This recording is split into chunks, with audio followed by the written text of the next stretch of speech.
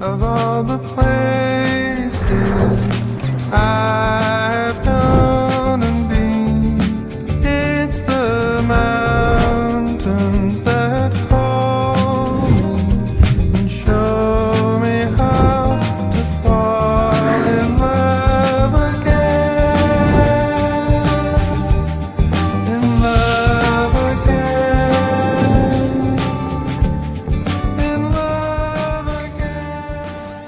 Hey guys, this is Chauncey with Good Music to Know. Today we're joined by Nicol, the mind behind Only Hoping, a deeply felt, beautiful, constructed record that blends folk, psych, and country-tinged tones into something rich and emotionally resonant. The album unfolds like a dream-filled road trip, one that drifts through love, grief, and gentle surrender, with melodies that feel both timeless and immediate, and we're super excited to have him here. That was lovely.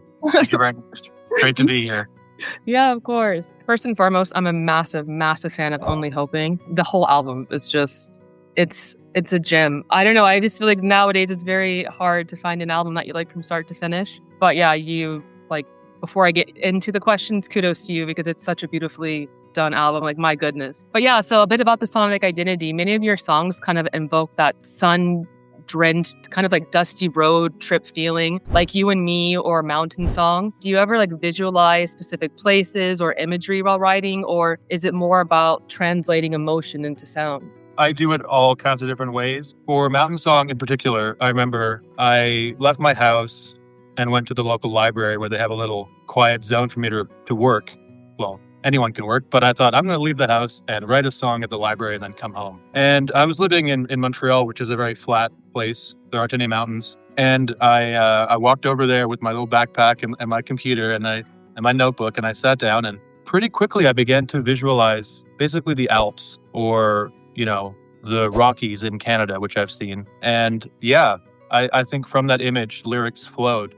With You and Me as well, I actually had a couple of visual cues, but with You and Me, I really wanted to convey this idea of like deep, committed, true love to somebody else. Like the simple emotion, which is actually very complex, of like, I believe in you, and that is everything. I wanted to convey that musically in a way that was accurate to the way I think about it. And I think about that super joyfully, and it's bouncy, it's buoyant. There's a buoyancy to that. So I would say that You and Me was more intended from me as the writer, intended for me to convey an emotion, and Mountain Song was more about this visual of what a mountain is. I mean, mountains are incredibly impressive natural things that we all get to experience. So yeah. I grew up in Arizona, so I grew up literally surrounded by mountains.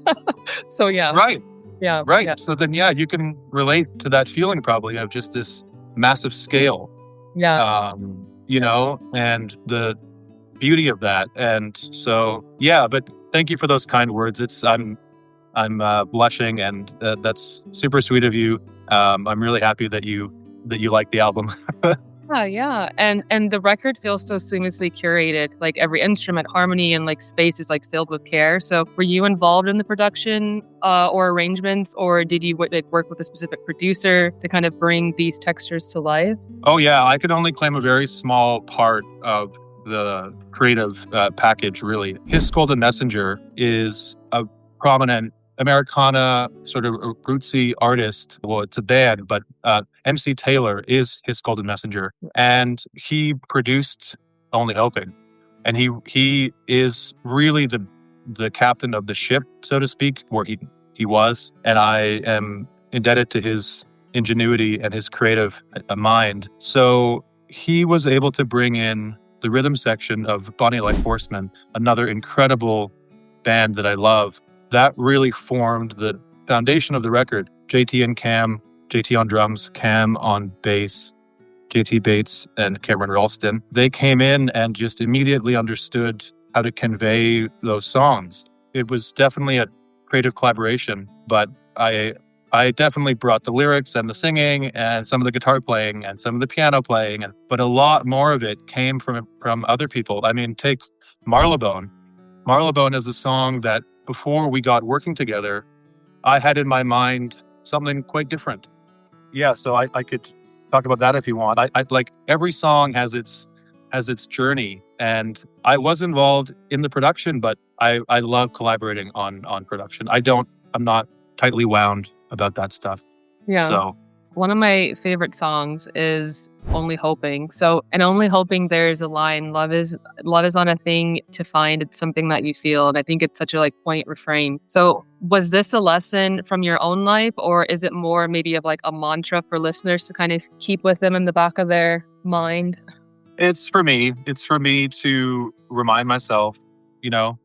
But I also think if listeners relate to that phrase, then it's meaningful to them as well, and it should be there in the back of their minds because we can probably relate on the challenges, of love in all its various manifestations. I mean, you have self-love, which is something I've really struggled with over the years, and then you have love for someone else, Yeah. and that is a whole other world unto itself.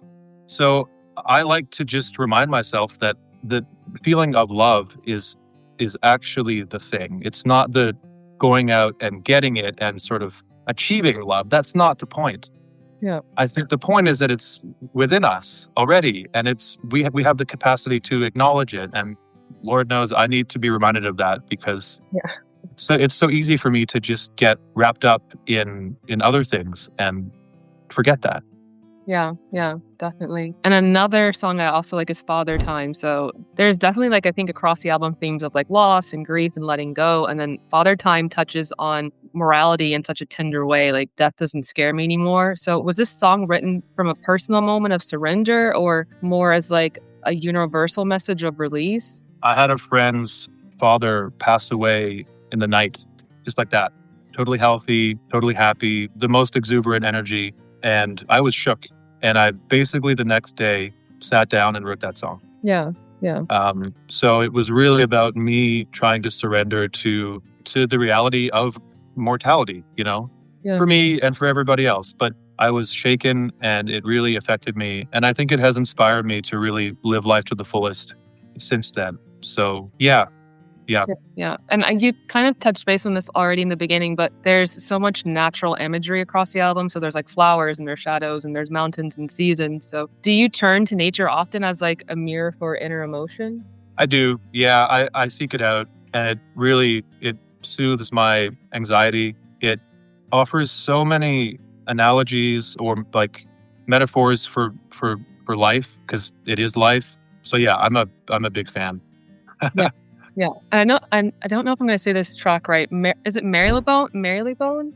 Marylebone. Yeah, Marylebone. Yeah. What's the story behind the name? I was trying to Google it and I was like, maybe he's talking about the town in England because I Googled it just to see what the reference was. And that's how I discovered the town in England. But just like curious about the name. Is it in reference to this English town or what's the story behind that track? It is unintentionally, accidentally a reference to a neighborhood in West London called Marylebone, named Marylebone. Yeah. I basically was working on that song and I just had the melody da-na-na, da-na-na-na-na. Yeah. And then I thought, well, I just need to put some placeholder words in there and then I'll fix it later. So I began to mumble some words and out of the mumbling came Marylebone.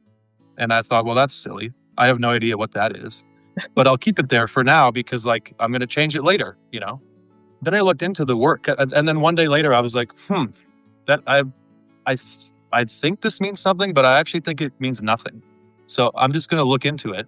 And so I Googled it and I found what you found. It's this part of England it's in West London, excuse me.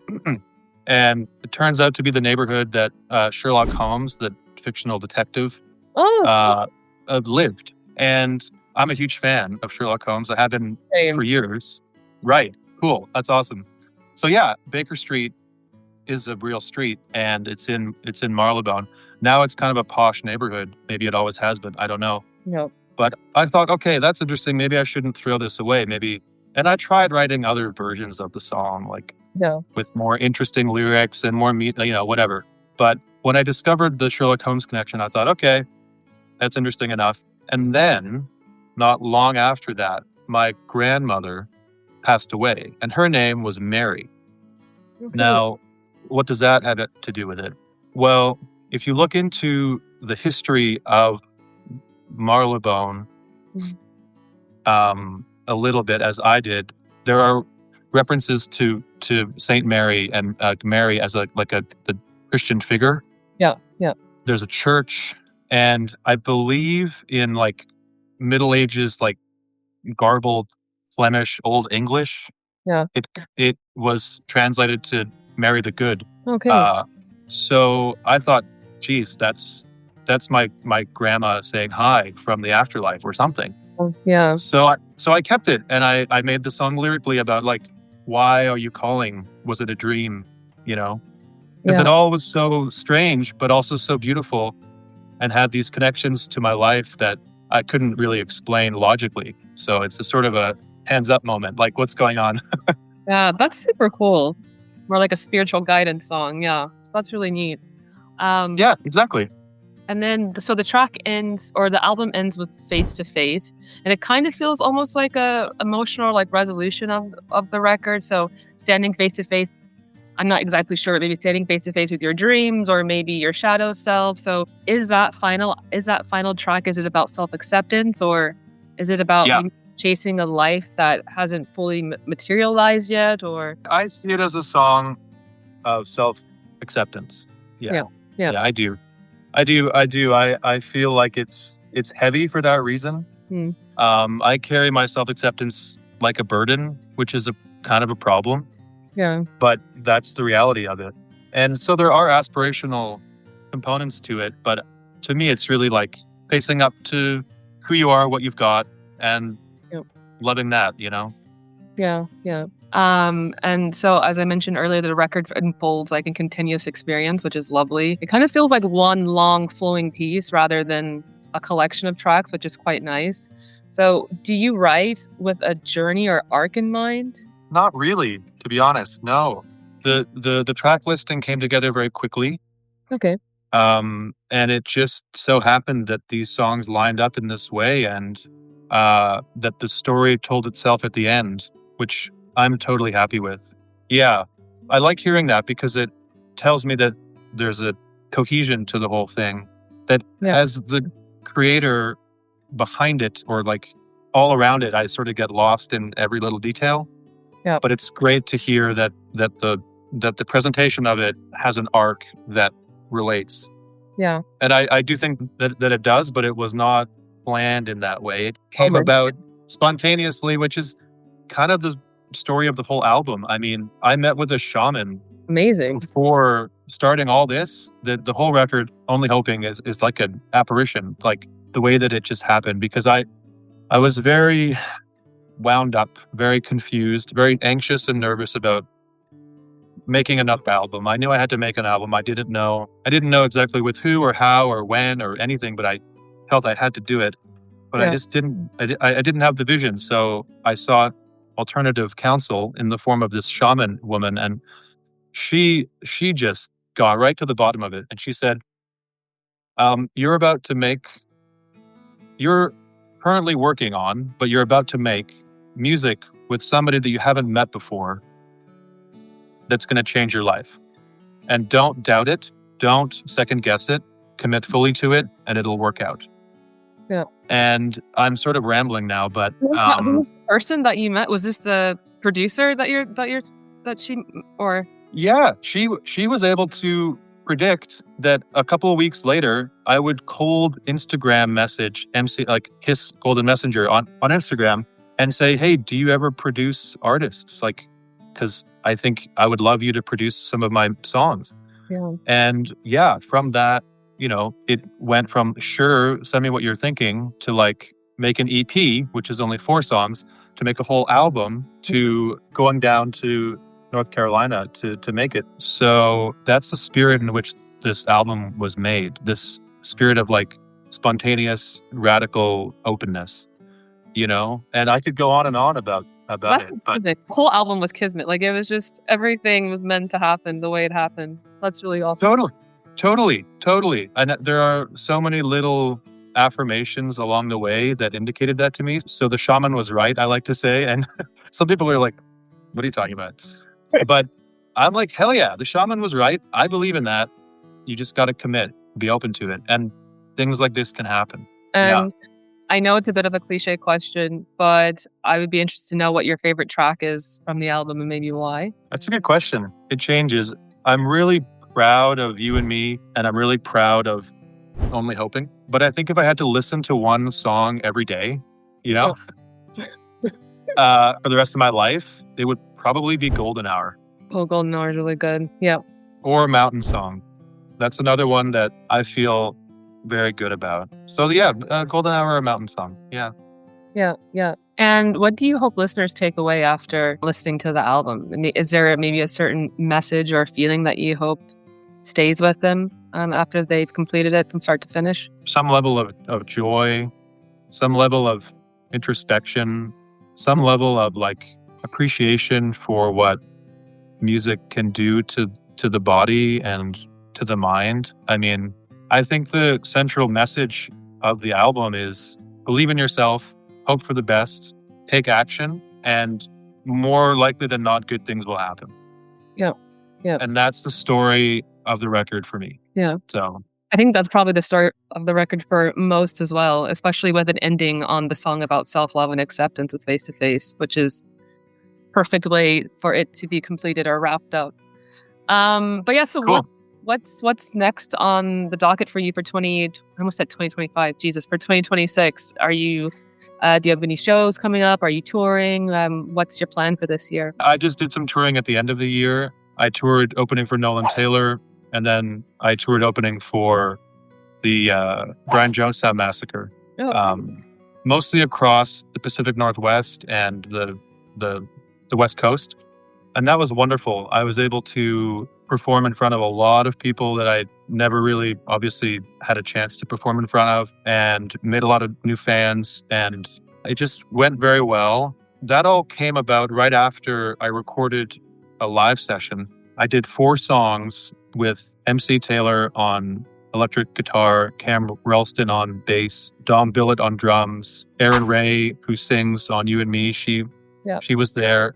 I gathered as many of my favorite people as I could in Nashville and recorded live versions of Missing You, You and Me, Marylebone, and Only Hoping. Now, we did that in August, and now it's relevant because we put those videos out, but in the coming weeks, we're going to release the audio to Spotify and to other streaming platforms, so people can get a different flavor of the same song. I felt like the sessions went so well, and everyone is so talented, and it sounded so good that it makes sense to share those. These are the sessions that you can find on YouTube, correct? That's right. Yeah. They're all. Yeah, that's right. Yeah, they're all on YouTube at the moment. Yep. And pretty soon they'll be on all the streaming platforms. And then I'm going to do an Only Hoping Deluxe release, which is going to have some surprise things on it. So I won't share too much about that. But that's coming in 2026 as well. Awesome.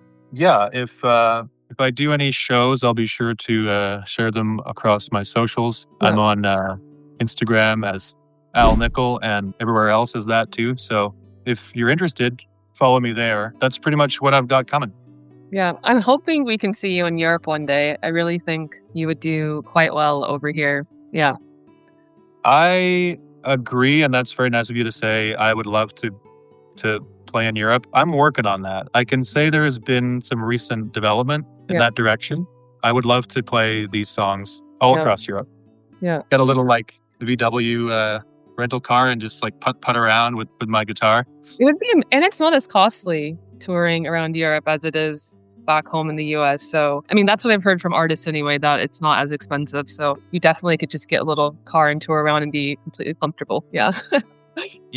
Yeah, I agree. That's definitely part of my like manifestations for this year. Yeah, is to do that. So yeah, fingers crossed. If the energy of this record continues, which I think it will, definitely will. Then it'll happen. So it's just a matter of when and where. Yeah, definitely. But yeah, I think those were the main questions I had for you. But are there any final words that you would like to leave I always say this backwards, your fans and the listeners with? Just thank you for listening. It really means a lot to me. And just know that I really appreciate knowing how the music affects you. I respond to every comment. I care deeply about making a connection between my music and the folks listening. So yeah, just know that I appreciate you greatly, and letting me know how a song affects you or makes you feel is super cool. I just love that part of sharing music. So and yeah, and thank you for the opportunity to have this chat and to connect with your audience. And I'm super impressed, and yeah, just feel lucky. So